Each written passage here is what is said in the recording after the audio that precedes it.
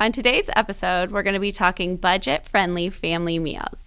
Welcome to Feeding the Family with Dr. Kristin, where we help you navigate the challenges of feeding your family and learn about the role food plays in our health and relationships. Feeding and food relationships can be stressful, confusing, and even destructive.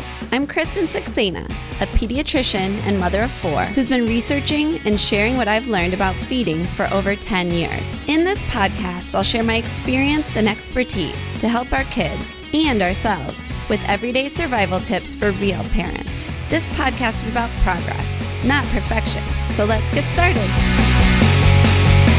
Welcome back to Feeding the Family with Dr. Kristin. I'm your host, Kristin Saxena. On today's episode, we're going to be talking budget-friendly family meals. I know that this is a topic that's more important than ever for a lot of families with the rising inflation and especially the rising cost of food. We're joined today by budget-friendly family meal expert, Erin Chase. Well, thanks for joining us, Erin.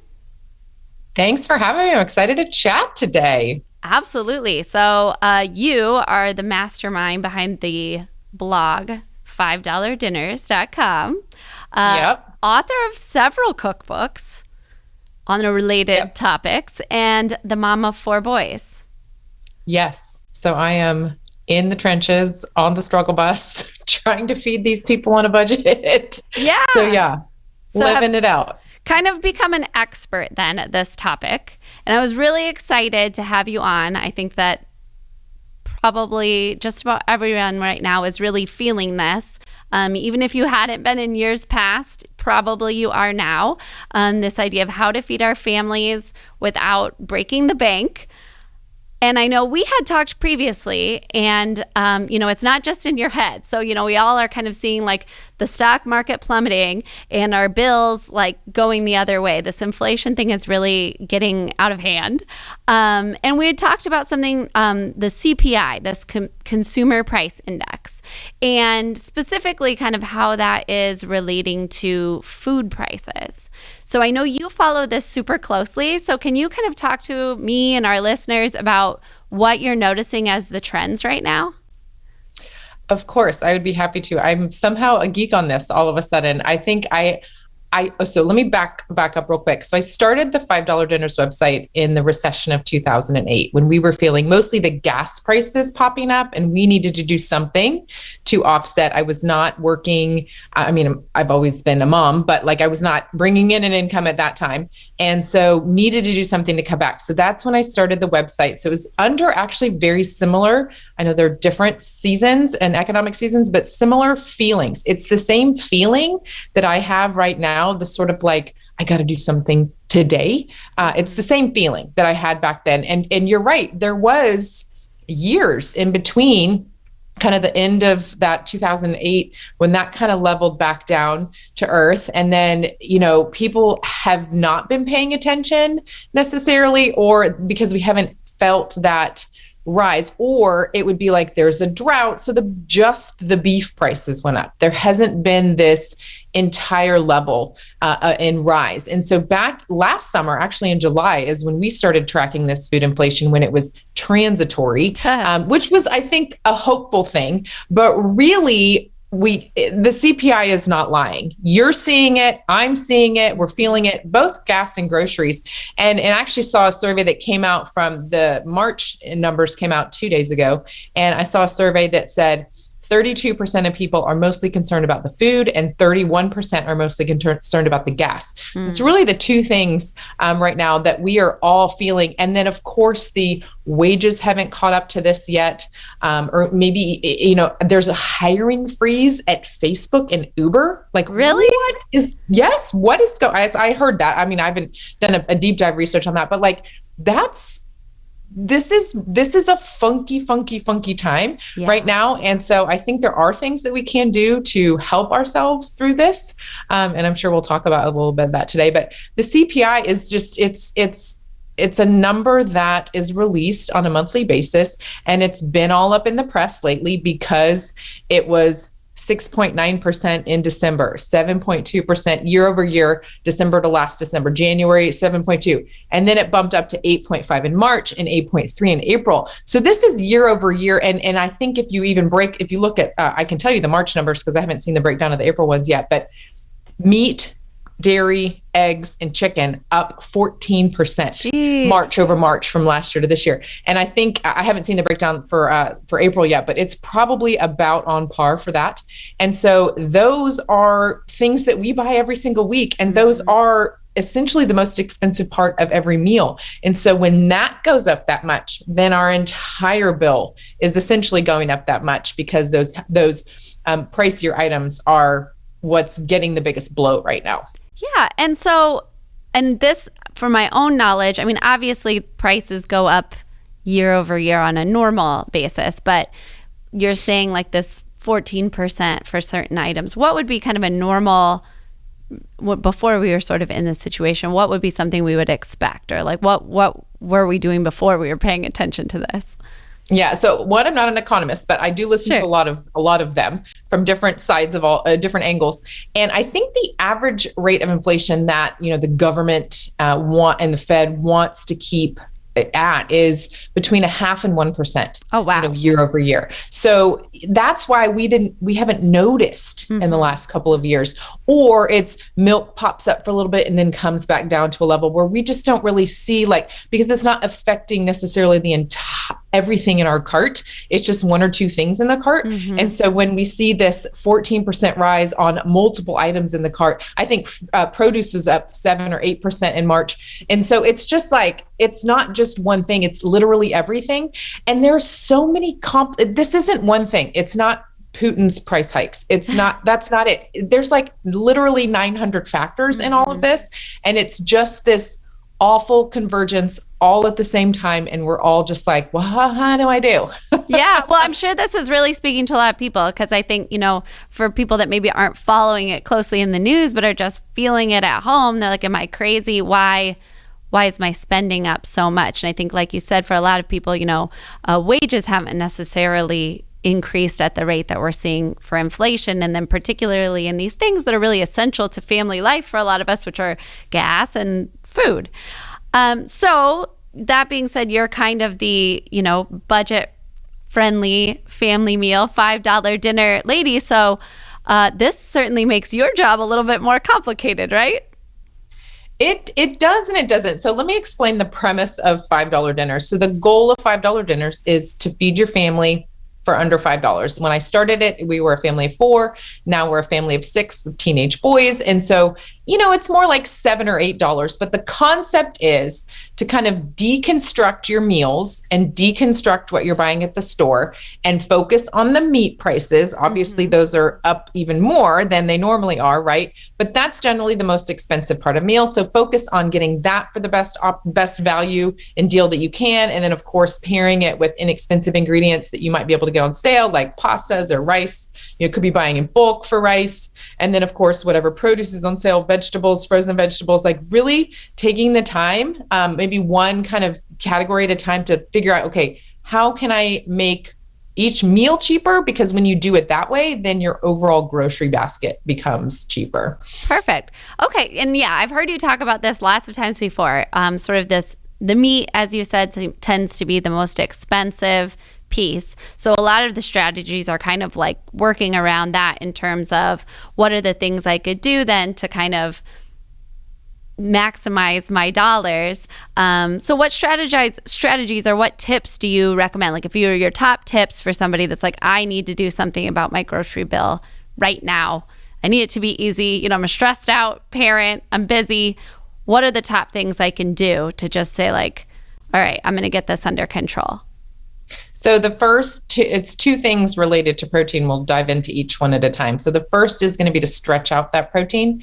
as far as you can. So that means maybe mixing in some cooked lentils with sloppy joe, a ground beef or ground turkey based sloppy joes. The beef's expensive, the sauce fairly cheap if you buy it in a can. You can make it even cheaper with a homemade, with probably ingredients you have in your fridge and pantry, and then some lentils to stretch it out. So you can take 1 pound of ground beef that might serve 4 people. Now all of a sudden you can have 6 or 8 servings for your sloppy joes. So thinking about how you can stretch proteins, beans plus beef, ground turkey, black beans for tacos, refried beans, even mixing them in. Those are pretty smooth. People are like, you can do that. I'm like, you can 100% mix refried beans with ground beef. Just do it. You'll get more. You'll have more tacos or more tortillas or burritos or tostadas, whatever you're making with that particular meat. If you're doing something that's like Italian based and you've got maybe some chicken, you could do white beans, whether it's a soup or even like mixed in with pasta. You can just stretch it out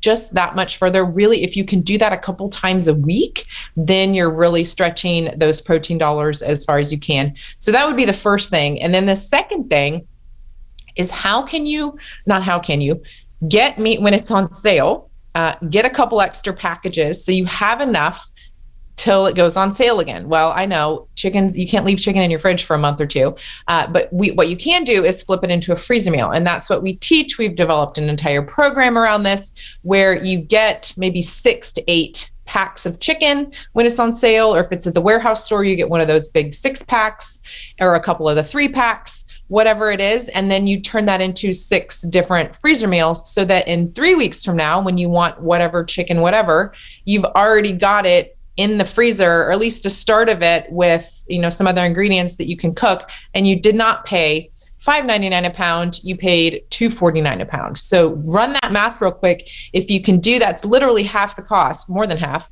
If you can do that a couple times a week, yeah, money right there. Totally. Well, and I love both of these tips because I think in addition to saving money, when I hear you go through these things, like number one, I think for a long, long time, there have been things in order to kind of help us maybe consume less meat. And there's lots of reasons that people might want to do that. One certainly being cost. But this idea, like for my family, I have in particular, like 2 members of my family, we do meatless Monday sometimes. But, they're kind of the ones that are like, disappointed sometimes on Meatless Monday. They're my meat loving kids. And so I love this idea because, you can consume less meat without necessarily having to say, every week we have a meal without meat. You can actually do that sort of on a per meal basis. Plus, you're adding additional variety into the diet, which is always sort of one of those keys of nutrition, to just have, beans and meat at the same time. It's just, kind of more of a nutritional benefit from that standpoint. So, it can be better for the earth, better for your nutrition, perhaps better for your family's taste, and help you save money. So I love that because it's like the benefits can really be many-fold. And then the other thing you said, saving money by buying things when they're on sale and perhaps in bulk, but the side effect of this is if you've already sort of prepared these frozen meals, which I know are one of your key elements to your whole program. The other side is, as the parent that's busy, having a freezer meal already prepared is like the gift you gave yourself like a week or 2 ago.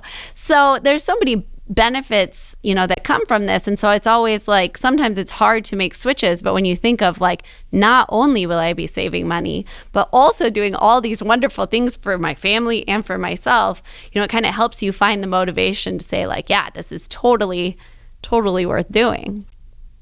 Absolutely. That's a beautiful breakdown on all fronts. Freezer meals, they originally started as a way to save money, buy a bunch of chicken, it's on sale, make all these chicken meals, buy a bunch of pork tenderloin or chuck roast or ground beef or whatever it is, turn it into all these different types of freezer meals. I literally built an entire apps and software and all these things around this entire concept.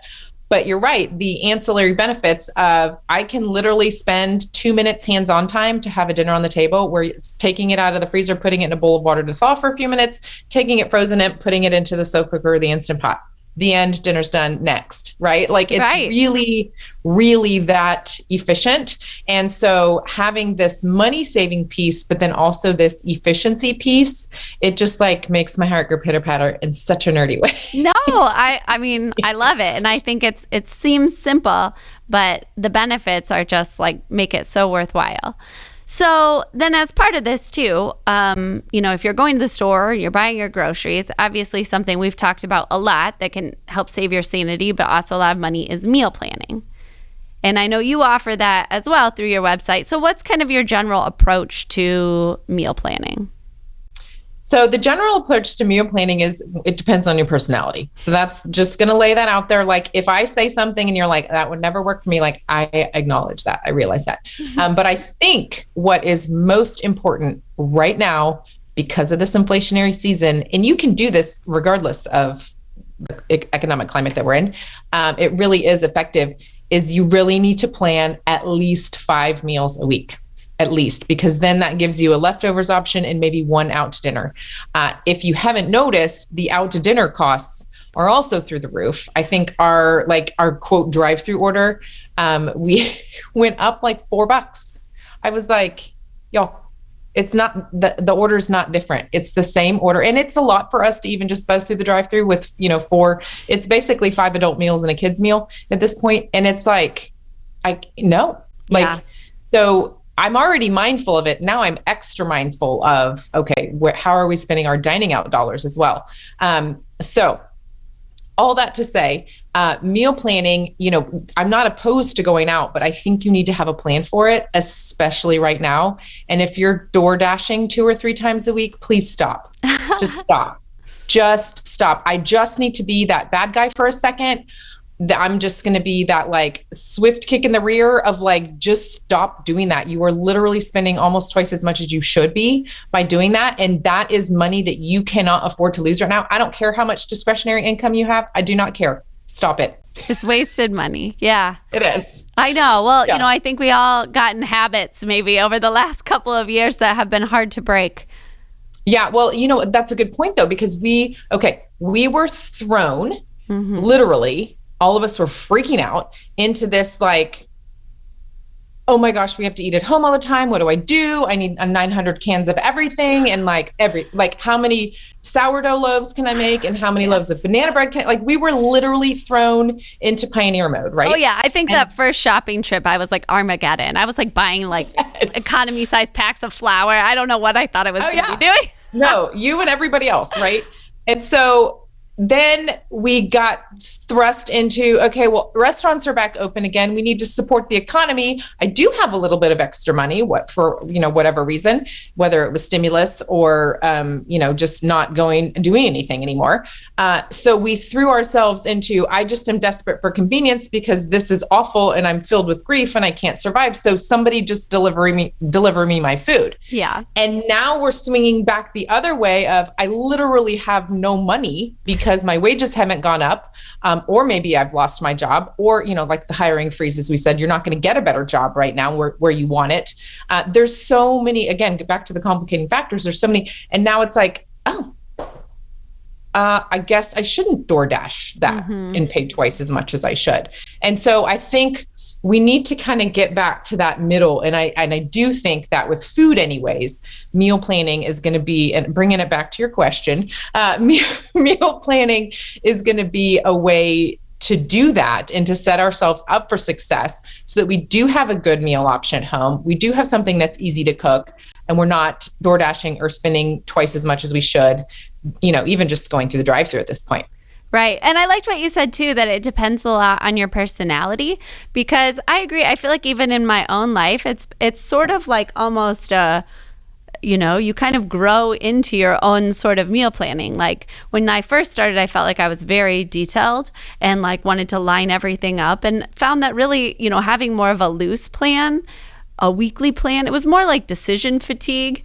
It was more, I just wanted to know on Tuesdays we do tacos, and it's all like kind of cliche, but it was like, you make so many decisions as a parent that sometimes just having that loose plan, and then you can kind of fill in like, all right, here's our favorites. And then it will also keep you from buying things that you're not going to use or you don't really want. But I think for some people, maybe, their personality is such that perhaps a more detailed line by line plan is fitting. But I think the idea of just find what works for you, but have something. Exactly. And that's why I think starting with just like 5 options, whether that's a loosey-goosey, you're just going to kind of pick and choose what you feel like that day, or this is what we're having Monday through Friday plus leftovers and dinner out or takeout or whatever. And but it's something. You're right. You've got to have, and I think pencil to paper, there's meal planning apps. But I think like writing it down, especially because then your family can see what you're having. That makes a huge difference. And what are we having for dinner this week? I don't want that. You can prepare in advance to not want to eat that, but you're still going to have it because that's what I'm cooking, right? Like that whole there. It's just, I think it's just setting the tone and the expectation of like, this is what we're having. You can check it out. And if you want to make yourself a peanut butter and jelly sandwich, then that's on you, buddy. But we don't really do that around here. They like all kinds of foods around here, but I know that is a struggle for a lot of families. And so I do think having it sort of public so everybody in the family knows what's coming, I do think that helps smooth out and iron out a lot of those little like wrinkly moments that, cause friction. We've talked about that before too. Like sometimes that question is like the hardest, like what's for dinner? And there is something, even though you did make that decision before, there is something more concrete that seems like less negotiable when the plan is already lined out, instead of like they think you're just making the decision on the fly. Then it feels like there's more room for negotiation or wiggle room. So I do think that there is something to be said, especially with kids, to kind of having that. And maybe, I think kids kind of like that visual, plan as well. It helps them as well. Absolutely. I'm all for structure, whether that's, and if you homeschool and you're homeschool and you're, for us, it's before and after school, it's in the kitchen, like having a little bit of structure. And then of course, those little boundaries that float around it, whatever those may be for your family. I'm not a parenting expert. I'm not here to tell you those things, but I do think that it helps just make everybody's life in and around the kitchen, because it's the HQ of our home. Like it matters, I think, to have, so whatever that looks like, maybe it's those cute chalkboards that you see on Pinterest. Maybe it's just a pad of paper that sits on the counter or on the fridge or whatever. So just having it there is going to be helpful for everybody. So to shift gears a little bit, I did want to talk about, you're a big proponent of actually tracking your food spending specifically, correct? Absolutely. So talk to me a little bit about how you recommend people do this and why this specifically is so important. Okay, let's do why first, and then we'll do how, because there's like lots of ways you can do the how. So why? Okay. 1, we have to eat every day. Okay. And so do our people. 2, we're real busy. And 3, we will automatically err to whatever's easiest and most convenient, which most of the time is more expensive, which is, again, going back to the freezer meal thing, like freezer to slow cooker, freezer to Instant Pot. I will do those all day, every day, because they're cheap and they're easy and they're good, right? So the next piece of that, though, is because we have to eat every day, because we're moving so fast, because we need that convenience, we don't keep a running track of what we're spending on food. We go to the grocery store because we have to go to the grocery store, and we drop the amount we think we need to drop. Okay, $175 there. Okay, then, oh goodness, well, this happened, and then there was this crisis, and then all of a sudden I'm in the drive-thru, and I wasn't planning on it, but it's okay because I can go out once a week, but I'm going to do it anyways. $58 at Chick-fil-A. That is our Chick-fil-A number right now. Okay, so then it's, you do good for a couple days, and then you're like getting gas, and you realize that so-and-so has practice tonight, and you don't have any Gatorade, and so you spend $250 on a Gatorade. Please do not do that. Prepare. I mean, I'm guilty. I've all these scenarios. Everybody's done it. Everybody's done it. But here's what we do not do. I'm just giving kind of like a real life example here. Okay. So, but what we don't do when we spend that $249 for the Gatorade, and we dropped $58 at Chick-fil-A for one meal. That is one meal. That is of sandwiches. Yes. I mean, I'm all for it. I love me those fries, right? Oh, yeah. But what we don't do is we don't add it up as we go. And I promise you, it's almost like if you've heard using cash to pay for groceries, there's something psychological that happens, even just using your debit card I know your debit card is coming from the same place. Conceptually, I understand that. But there is something physically, chemically that happens in your brain, psychologically, chemically, whatever, when you're handing cash and you're like, do I have enough cash? Mm-hmm. There is something, and it's the same if you're actively tracking. It's right here. It was. If you're actively tracking and you're actively writing down, this is just my own little thing. You can do it. We'll talk about how there is something that happens in your brain that you're like, you know what? I'm not going to get the Gatorade. He's just going to have water because that's my bad.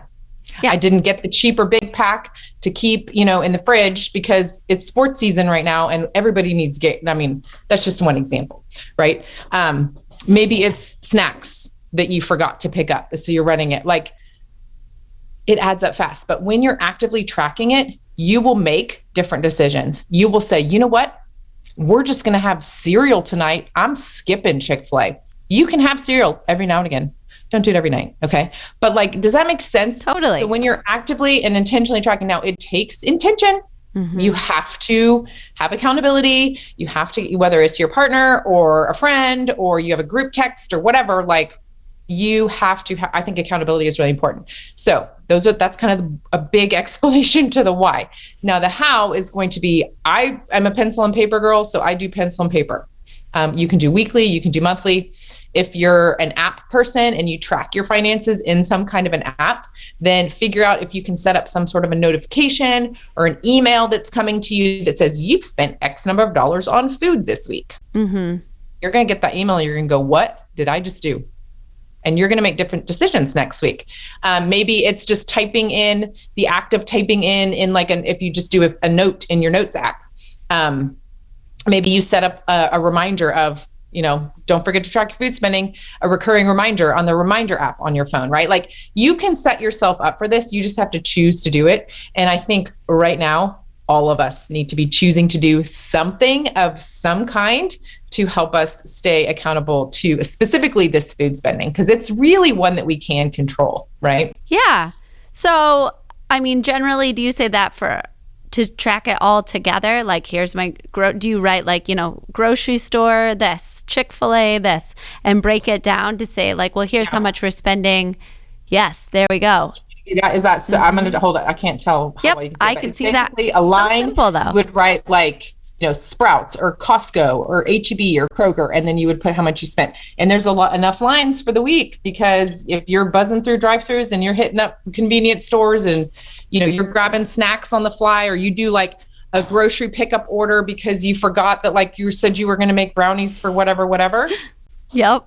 Well, as I look at that, I can tell you, like, I can already see like the emotional roller coaster I would be on in that whole process. I think the first week I would be like, oh God, like, it's like, I don't even want to finish this because I'm not sure I even want to know. But I think what will happen if you stick with it, and I'm sure you can tell me if this is kind of the feedback you get, I think it actually can be quite empowering, because you start to see how actions, like really relatively little actions, can really make a big impact. And this kind of goes back to, like I've told people, you really can make it, like you said, we eat every day and we have to feed our people every day. And it is a way that you can be very impactful because of the frequency with which we have to do this, that you can actually, over time, I mean, this has a huge impact on the economics of your home. And it's something you can do something about, but if you're not measuring it, it's very difficult to make those changes. Exactly. So anything in life, whatever you measure is going to grow. So whether that's your fitness, your weight loss, weight and money are going to be, or exercise weight are going to be the three things that are the easiest to track in terms of life. And it really becomes, it's a habit thing, right? Like, okay, I'm setting out to do this. I'm challenging myself to do this. The first week's going to be brutal. It is, you're right, but it will get better because you're going to get these little tiny feedback loops that happen throughout the week where you're like, I did it. I didn't go through the drive-through. I got the big pack of Gatorade. So that costs like $7 instead of buying, $2.50 ones, right? Or whatever it may be. And so those little tiny successes and those wins give you that little like, way to go self. And you it takes a minute, you're right, to get into that. But once you do, then you're like, You feel like you're winning in life. And then it just becomes like, we don't buy Gatorade at the convenience store anymore. Yep. Or I'm really much better at making sure that I plan everything out. And I understand life happens and there's surprises. Like, I'm not trying to be like a super rigid, like purist about any of this, but really just like looking at your week and saying, oh, we have a dinner with friends Friday night. This is me this week. I'm in charge of brownies. Like, got to put the brownies on the list at the beginning of the week, knowing that does that make sense? Totally. And so just kind of getting in that. And when you kind of get into that flow, whether it's tracking of your food or it's the exercise or going on walks or whatever it may be, you really start to see the benefits. And right now with our food spending, we need to see the benefits. And so we have, in this sense, we have this external pressure of food prices rising. But like for me, when we weren't in this inflationary season the last couple of years, it was, okay, I can take all these savings and sock them into college funds or retirement funds. Like there's always something we can be doing with our money. Yep. And whatever that might be right now, for most of us, it's like, let's just get through this inflationary season. But then what is it going to be when we're through this? What are you going to do with this extra savings, this extra money? Because you're being mindful and intentional with tracking your spending and making smart decisions around your food dollars. Yeah. And I think to me, it's like once you get into that habit and you start to have these more long-term wins, it's what allows you to trade out the sort of short-term gratification you might get from like, just forget it. I'm going to go through the drive-through. Everyone will be happy. Dinner will be done and it will be easy. But once you've kind of retrained your brain to say like, I know that's what would feel maybe good right now, but I know that in the long run, like what will feel better is when I look how much money I saved, and I'd already just taken out my freezer meal and fed my family at home. So I love that. Yay. So I have another question. Is there anything, since you track all of this, besides, I know we talked about meat, and is there anything at the store that you just do not buy because you know like what a money suck it is? Like once you've looked into this, is there something that I just cannot bring myself to spend this money? You're funny. Paper towels for sure. Paper towels. Oh no, I feel terrible. I have listen. We go through those.